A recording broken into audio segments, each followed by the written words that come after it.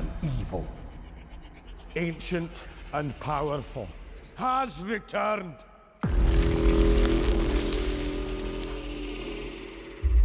Prepare yourselves.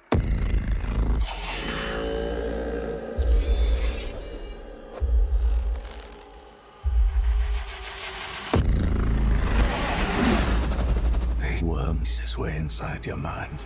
The crest of him slithers in.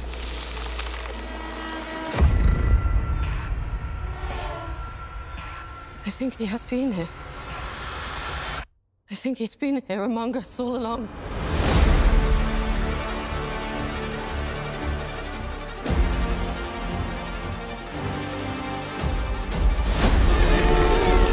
Every soul in Middle-earth is in peril.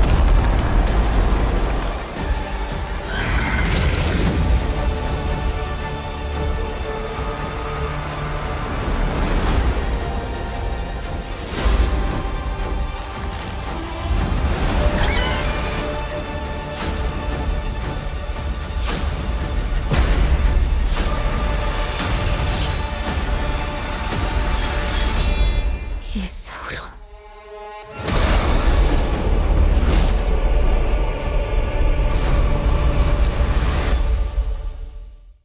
Welcome back, everyone. It's Charlie. Amazon just dropped the Lord of the Rings Rings of Power Season 2 trailer. There's a whole bunch of Easter eggs here for the lore. Some of it they changed, just continued on the changes they made during Season 1, and some of them are a little more obvious than others to spot, so we'll break it all down. If you're brand new to the channel, I'll be doing videos for Season 2 just like I did for the Season 1 episodes. It says it's going to premiere in August. Thankfully, that means that there will be no big overlap with House of the Dragon Season 2 episodes. The funny thing that is at the minute that I recorded this sentence, like the beginning of this video, HBO literally just dropped the brand new House of the Dragon Season 2 trailer. So even though I assume we'd be able to avoid any big overlap with Game of Thrones and Lord of the Rings stuff, turns out that's not true.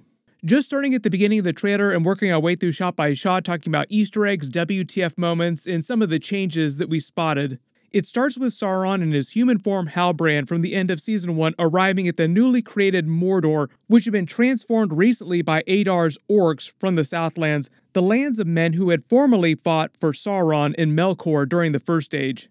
They devised an elaborate plot to divert the river nearby into the volcano so that it would forever spew enough ash into the sky to blot out the sun, creating the never-ending darkness that would allow orcs to run around in the open 24/7 as they couldn't stand the actual light of day. Adar revealed that he was one of the original orcs from the group of elves that Morgoth, Melkor, had kidnapped from the Avari, one of the groups of elves who had not gone to Amon Valinor across the sea, and twisted them through severe torture and dark magic into the orcs. With the help of Sauron, which is why Adar claims that he killed Sauron during the First Age as revenge for that, like he hates Sauron.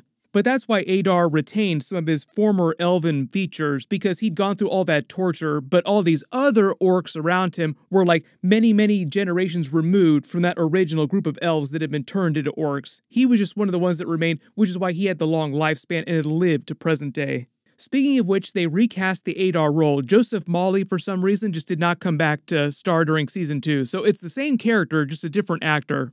Then you have the rest of the main races of characters around the world warning each other about Sauron's return, starting with Durin IV in Khazad-dûm warning the other dwarves. They cut his scene talking about the great darkness, quote-unquote, returning with Halbrand sitting around the fire. You notice he changes his form a couple times during the trailer, which is something Sauron was known to do during the Second Age and the First Age. He was very good at changing his form. That was one of his skills. Eventually, after his body had been destroyed a couple of times, he lost the ability to do this quite as easily. But part of the idea is that when he creates the Rings of Power, or the ones that he himself creates, when he takes them around, tricking the other races into wearing them, he takes different forms, appearing to them in more friendly manner. I'm not sure what this creeping black goo monster is going to wind up being. Post all your theories in the comments below. There are a couple of scenes like this in the trailer with forces of nature, seeming creatures creeping around. They really want you to think that it's connected to dark magic, but it could wind up being something else, a bit of a misdirect. They did that a lot during the Season 1 trailers. Then we get our first scene of Galadriel with Elrond and a few other elves fighting some force in the forest. I believe her husband Celeborn might show up at some point this season too. These just might be Adar's orcs that they're getting ready to fight, but the way they cut the trailer, they kind of want to make you think that it might be the Nazgul, the Nine. But the issue with that is that they wouldn't have been created yet. Sauron created them from the kings of men who all wore the 9 rings of power, and it was sort of a side effect of them wearing the rings. Like, they all wore the rings, then the power of the rings and the 1 ring of power caused them to change into the Nazgul after they died. So the idea is the Nazgul wouldn't be created till like much later in the timeline. The actual Second Age, though, lasts for many thousands of years. Some of the events happen hundreds and thousands of years apart, but because the show's only going to last for a few seasons, they want it to all happen on the show without a ton of time jumps, so that all the main characters can be around for all the really big stuff, including the ones with shorter lifespans. Like the fall of Numenor, which they were teasing during Season 1, we see some footage here, teasing it again. And what happened with Isildur and his father fighting Sauron in the final battle of the War of the Ring happened much later in the timeline. But because of the way the TV show works, it'll all probably happen in the final season, whatever that winds up happening. It's not clear what's happening here with this person cutting their palms using this magic involving butterflies. You see them enter this building here, but they cut this with voiceover talking about Sauron worming his way inside your mind. And I think this person is meant to be one of these women, the servants of Sauron we saw during Season 1. Butterflies in the universe of Lord of the Rings also represent transformation, so using this voiceover with Sauron, these butterflies, is probably meant to represent the way he'll transform his form, change his form, as you see him do during the trailer.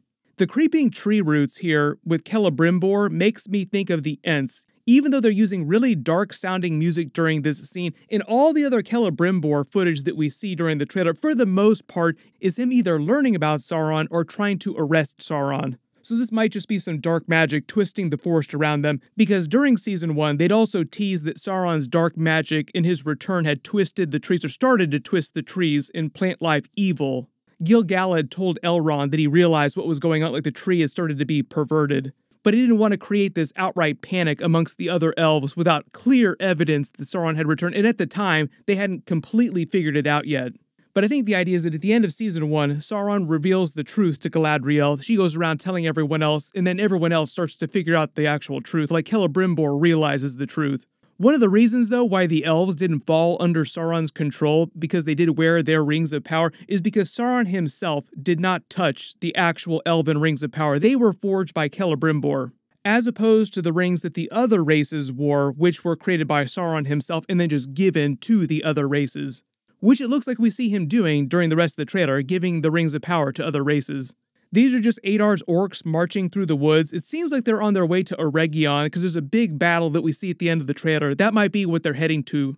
This is Celebrimbor in his forge. It seems like he's seeing someone emerge from the fire. This might be connected to all the other Sauron scenes in his Anatar form. So I think he's meant to be seeing Sauron in full Sauron form, like his big Sauron form. But it seems like something happens inside his forge and it blows up, so this is probably before that winds up happening. There's a scene of him dumping a bunch of rings in the fire. That might have something to do with it. You have to remember that Sauron's original form during the first stage was his Maiar angelic form, his original form before his body was destroyed the first time by Adar, who claimed he was the one who did it. Then when he was able to reassemble his essence, it was into this Halbrand form until he was able to regain more of his power and change his form again. One of the big things about these immortal beings like Sauron, for instance, is that they can't absolutely kill them, but they can sort of disperse their essence every time their body's destroyed. The more they do it, the more their essence is dispersed. And part of the idea is that after the Lord of the Rings movies, like later during the Third, the Fourth Age, Sauron's form becomes so dispersed that it will never be able to reassert itself, like reassemble itself into an actual form. So it's sort of like his essence is scattered across all of creation in sort of this mindless form, basically making him a non-threat. Then we get Galadriel's voice telling the elves about Sauron's return, how he's been here this whole time. That's more of the moments after Season 1. Like she learns the truth about Halbrand being Sauron at the end of Season 1. This is probably just like the next moments after that when she starts running around telling everyone the rest of the truth.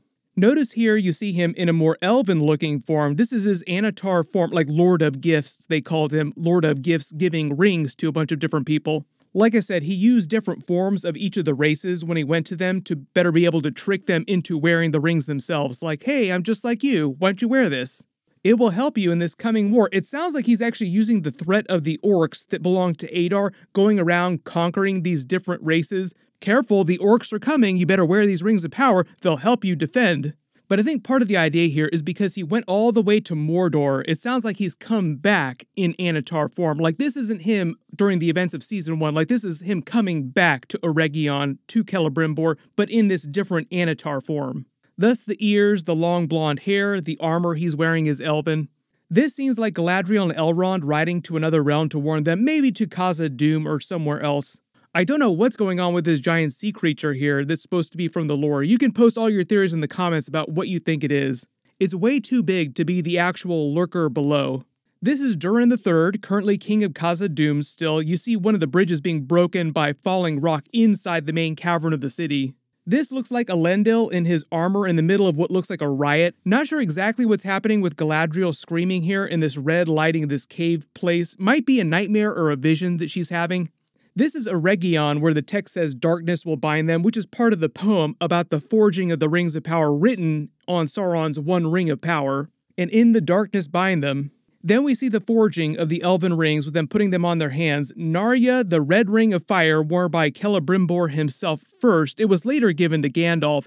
Nenya, the white ring of adamant, worn by Galadriel. And Vilya, the blue ring of air, first worn by Gil-galad, like you can see his golden outfit here, then it was later given to Elrond.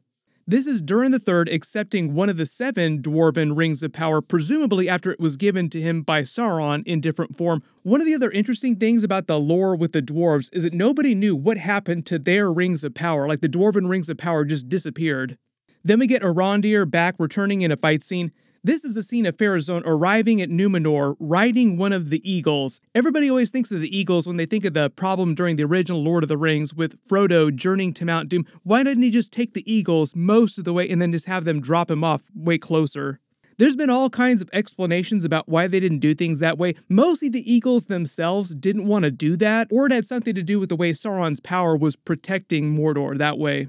Either way, it sounds like the eagles weren't really down to actually go to Mordor until like the very final moment. Maybe they asked the eagles early on and they were just like, no way, we're not going to Mordor, forget it.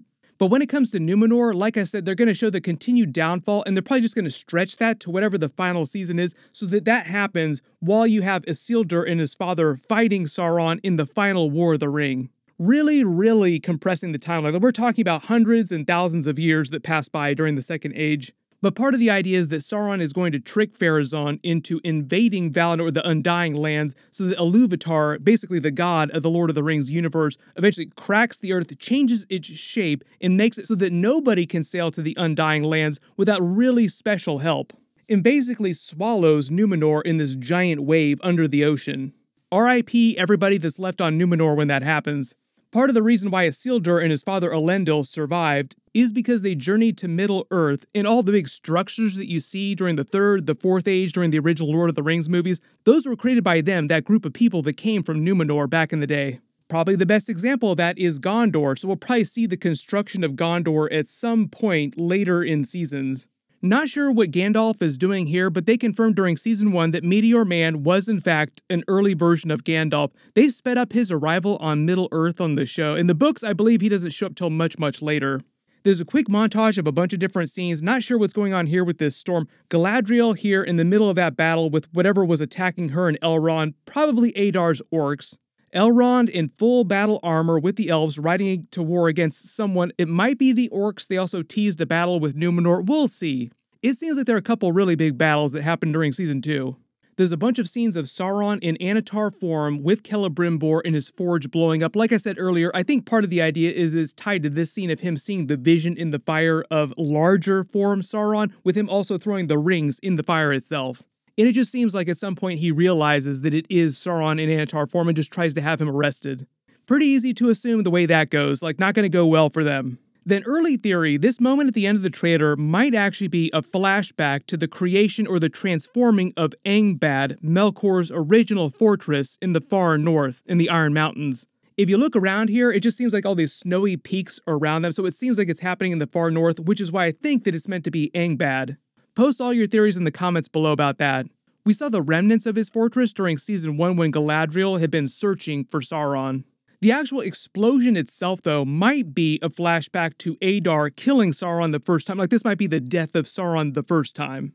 But if there's any other Easter eggs or references that you spot in the trailer that I didn't talk about in the video, just write them in the comments below. Like I said, we'll probably get a bigger trailer later this summer after House of the Dragon is out. It sounds like they're going to be cribbing a lot on House of the Dragon episodes, so expect some promos for Rings of Power during that.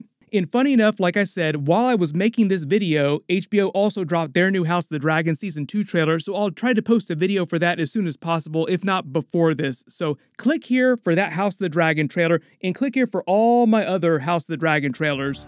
Thank you so much for watching, and I'll see you guys in the next one.